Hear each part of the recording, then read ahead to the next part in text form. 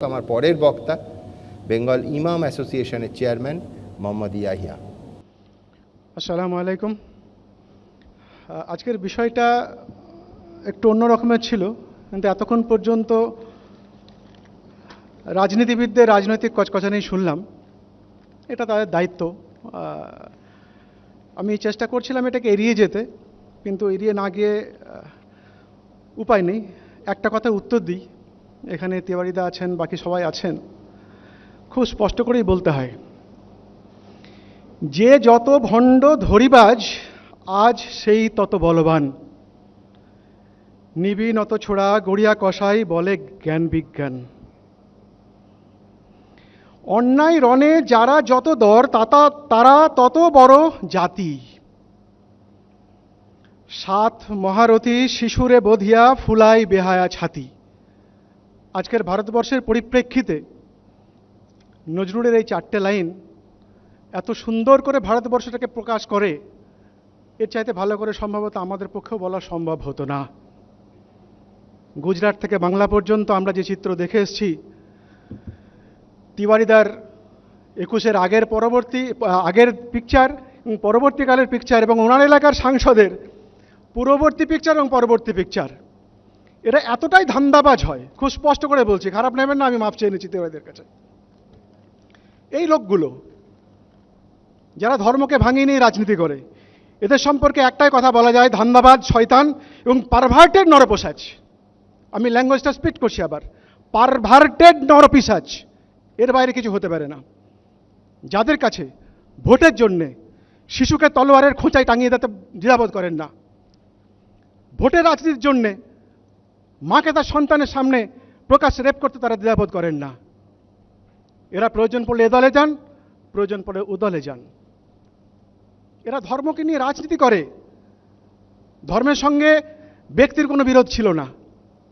আজকে আমি এখানে দাঁড়িয়ে কথা বলছি, আমার নাম মোহাম্মদ ইয়াহিয়া। কেন? কারণ আমি যে পরিবারে জন্মেছি, সেই পরিবারে বড় হয়েছি। আমার নাম আমার বাবা মা রেখেছেন। আমার নাম হয়েছে, কালকে সুমনদা যদি আমার পরিবারে জন্মাতেন, ওনার নাম সেটা হতো। আমরা এখানে যারা আছি কেউ জানি না তারা কোথায় জন্মেছি। এখানে যারা আছেন প্রত্যেকে বাঙালি, খুব স্পষ্ট করে বলতে হয়, আমরা পড়াশোনা করেছি।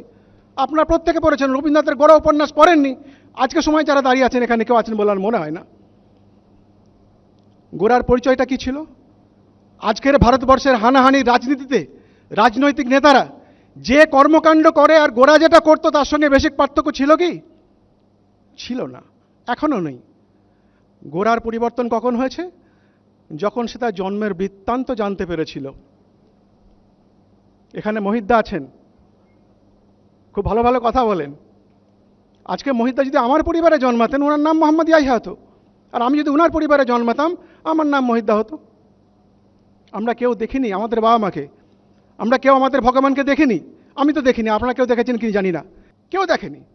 হ্যাঁ, আমি বিশ্বাস করি, আমার বিশ্বাস, আমি আল্লাহকে বিশ্বাস করি, আল্লাহ আছেন।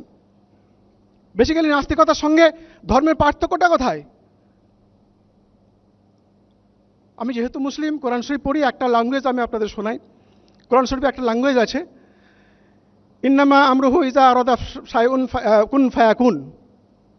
ইন্নামা আরাদা, আয়াতটা গড়বড় হয়ে যাচ্ছে, নিবে শেষটা হচ্ছে কুন ফায়াকুন। আল্লাহ বলেন কিছু একটা হও আর এমনি হয়ে যায়। নাস্তিকরা বলে পৃথিবীতে এমনিই বিগ ব্যাং থেকে হয়েছিল। পার্থক্যটা কোথায়? পার্থক্যটা শুধু আমার একটা ভাবনায়, আমি ভাবছি আল্লাহর ইচ্ছাই হয়েছে। নাস্তিকরা বললেন যে আল্লাহর ইচ্ছা শব্দটা বাদ দিয়ে দিন, তন্ময় তারা সেটা বিশ্বাস করেন না। ফারাকটা কোথায়? সমস্যাটা হচ্ছে আমাদের কমন সেন্সে। আমরা ইচ অ্যান্ড এভরিওয়ান যারা এখানে হিউম্যান বিং বাস করি, আমাদের কমন সেন্সে এতটাই অভাব যে আমি যখন গাড়ি চালিয়ে যাই, আমার গাড়ির পেছনে একটা পতাকা লাগিয়ে দিন, আমি গর্বিত হিন্দু। আরে কে হিন্দু, কে মুসলমান? আমার একজন বন্ধুর কথা বলছি, আমার বাড়ির পাশাপাশি থাকেন। কিছুদিন আগে এসে বললেন, ইয়া সাহেব আমার মনে হচ্ছে আমি মুসলিম হয়ে যাব। হয়ে যান।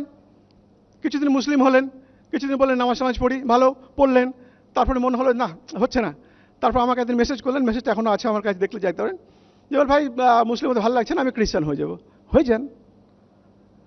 ভাই আপনি মুসলিম না খ্রিস্টান না হিন্দু, কে বোঝাবে? আপনার হৃদয়ের ভিতরে কি আছে কেউ দেখতে পেয়েছে কোনো দিন? আজকে সুমনদা যে টপিকটা নিয়েছে, খুব সুন্দর টপিক। সেটার জন্য আমরা রাজনীতির ময়দান ছেড়ে গিয়ে একটু রবীন্দ্রনাথ পড়ি না? রবীন্দ্রনাথ পড়তে বারণ করেনি কেউ। রবীন্দ্রনাথের মতো এত সুন্দর করে আজকের সিচুয়েশনটার ব্যাখ্যা এবং তার পরবর্তী সলিউশন কি হতে পারে আর কোথায় দেওয়া আছে?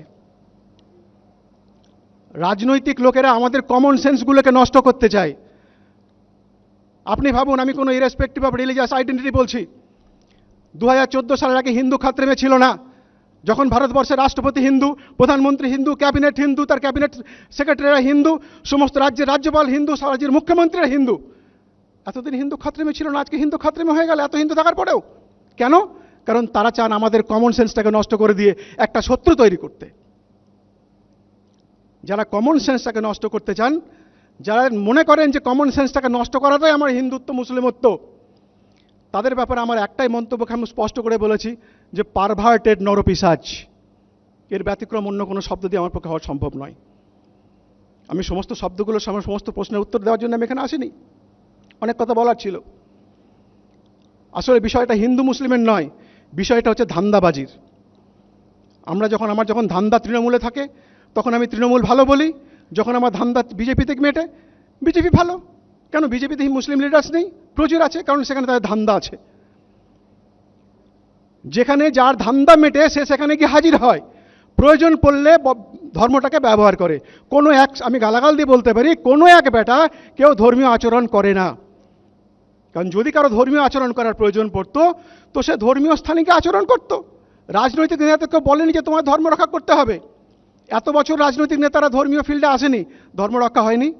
ভারতবর্ষ থেকে হিন্দুত্ব, মুসলমানত্ব, খ্রিস্টানত্ব সব চলে গেছে, কিছুতে যায়নি। প্রত্যেকে তার স্বমহিমায় আছে। ভারতবর্ষে 30 লক্ষের বেশি মন্দির যথারীতি রয়েছে, এতদিন তো মন্দির ভেঙে ফেলেনি। আজকে এসে দেখাতে হচ্ছে যে দেখো আমি খুব বিরাট কিছু, আমাকে হিন্দুত্ব প্রমাণ করতে হবে, আমাকে মুসলমানিত্ব প্রমাণ করতে হবে। কেন? কি প্রয়োজন আছে? আমি বাঙালি, আমার বাংলার কথা বলছি।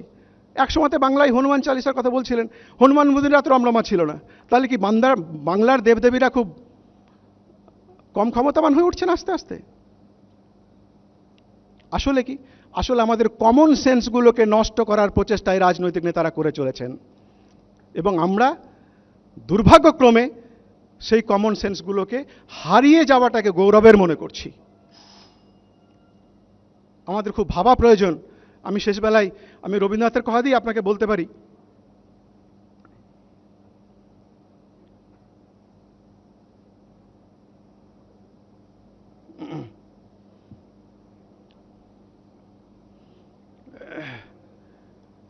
রবীন্দ্রনাথ যেটা বলে গিয়েছিলেন নিশ্চয়ই আপনারা সেটা পড়েছেন, আমি শুধু জাস্ট মনে করিয়ে দিতে পারি। রাজা কহে রোষে, দেব নাই হে সন্ন্যাসী, নাস্তিকের মতো কথা কহ, রত্নসিংহাসন পরে দীপিতেছে রত্ন বিগ্রহ, শূন্য তাহা। শূন্য নয়, রাজদম্ভে পূর্ণ সাধু কহে, আপনায় স্থাপিয়াছ জগতের দেবতারে নহে। আজকে যে সমস্ত বড় বড় নেতারা এই সমস্ত কথা বলে যাচ্ছেন, নিশ্চয়ই এই ল্যাঙ্গুয়েজটার সঙ্গে, এই লাইনটার সঙ্গে আপনারা রিলেট করতে পারছেন যে আসলেই তাই। আমাদের কমন সেন্সটাকে যদি আমরা হারিয়ে ফেলি, তাহলে আগামী দিনে ভারতবর্ষের এই যে সিচুয়েশন, পশ্চিমবঙ্গ এবং ভারতবর্ষের টোটালটাকে মিলিয়ে বলছি, যে সিচুয়েশন সেটাকে আটকাবার ক্ষমতা কারো নেই। কোনো রাজনৈতিক দল সেটাকে আটকাতে পারবে না। আর যদি আমরা আমাদের কমন সেন্সটুকু ব্যবহার করি, তাহলে আগামীতে কোনো রাজনৈতিক দল আমাদেরকে ভাঙিয়ে এই রাজনৈতিক ধান্দাবাজি করতে পারবে না। আশা করি বাংলার মানুষের সেই কমন সেন্সটুকু আবার জেগে উঠবে। আমি প্রত্যেকের কাছে সেই কামনা করছি। ধন্যবাদ। আসসালামু আলাইকুম। ধন্যবাদ ইয়াহিয়া সাহেব।